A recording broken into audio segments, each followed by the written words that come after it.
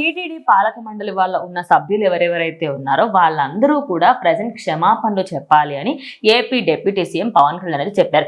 ఇక దానికి కౌంటర్ ఇస్తూ వైఎస్ఆర్సీపీ పార్టీ వాళ్ళు దాన్ని వ్యతిరేకిస్తూ ఉన్నారు. ఖచ్చితంగా ఫస్ట్ నుంచి కూడా వైసీపీ వాళ్ళు ఒక గుంటగాడ నక్కలాగా వెయిట్ చేస్తున్నారు. ఎప్పుడు ఛాన్స్ దొరుకుతుంది, ఇక్కడ కూటమి ప్రభుత్వాన్ని ఎప్పుడు విమర్శిద్దాం అనే విధంగా వెయిట్ చేస్తున్నారు. సో ఇక్కడ తిరుమల తిరుపతి దేవస్థానానికి సంబంధించి వైకుంఠ ఏకాదశిని పురస్కరించుకొని ఇక్కడ ఫ్రీ కౌంటర్ల దగ్గర టికెట్ల దగ్గర ఇక్కడ తొక్కిసలాట జరిగింది. 6 మంది చనిపోయారు. సో దీనికి ఏ విధంగా అంటే పవన్ కళ్యాణ్ గాని అదే విధంగా చంద్రబాబు ఇద్దరు కూడా అక్కడ స్థలానికి వెళ్లి అక్కడ పరిశీలించి ఏం జరిగింది ఏంటి, బాధితులను పరామర్శించారు, అండగా ఉంటామని చెప్పారు, హాస్పిటల్లో ఉన్న వారిని పరామర్శించారు, అదే విధంగా మీకు మెరుగైన చికిత్స అందిస్తామని చెప్పారు. సో ఈ క్రమంలోనే టీటీడీ పాలక మండలిలో ఉన్న సభ్యులందరూ కూడా కలిసి ఖచ్చితంగా బాధితులకు క్షమాపణ చెప్పాల్సిందే. ఇందులో మొహమాట పడ్డానికి కూడా ఏం లేదు. ఎందుకంటే మన వల్ల తప్పు జరిగింది కాబట్టి మనం చెప్పాలి. సో దాంట్లో మొహమాట పడ్డం కానీ నేను ఈ రేంజ్ లో ఉన్నాను, నేను ఆ పద్ధతిలో ఉన్నాను, నేను ఎందుకు చెప్పాలంటే ఇది ఖచ్చితంగా కరెక్ట్ కాదు.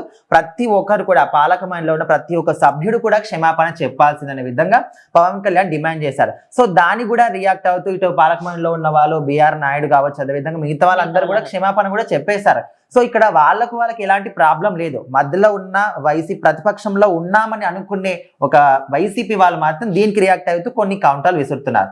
ఏ విధంగా అంటే ఇప్పుడు అక్కడ పార్టీలో ఉన్నవారు కొంత పదవిలో ఉన్నారు, వాళ్ళ తప్పు జరిగింది, క్షమాపణ వాళ్ళు చెప్పమని చెప్పేశారు. సో ఇప్పుడు వీళ్ళు ఏం మాట్లాడుతున్నారంటే క్షమాపణలు చెప్తే పోయిన ప్రాణాలు తిరిగి వస్తాయా? పోయిన ప్రాణాలు తిరిగి వచ్చినా రాకపోయినా కూడా జరిగిందాన్ని వాళ్ళైతే ఏమీ మార్చలేరు. వైఎస్ఆర్సీపీ పార్టీ వాళ్ళకి ప్రతిపక్షం గురించి పోరాడి ఏం అలవాటు అయిపోయింది వాళ్ళకి.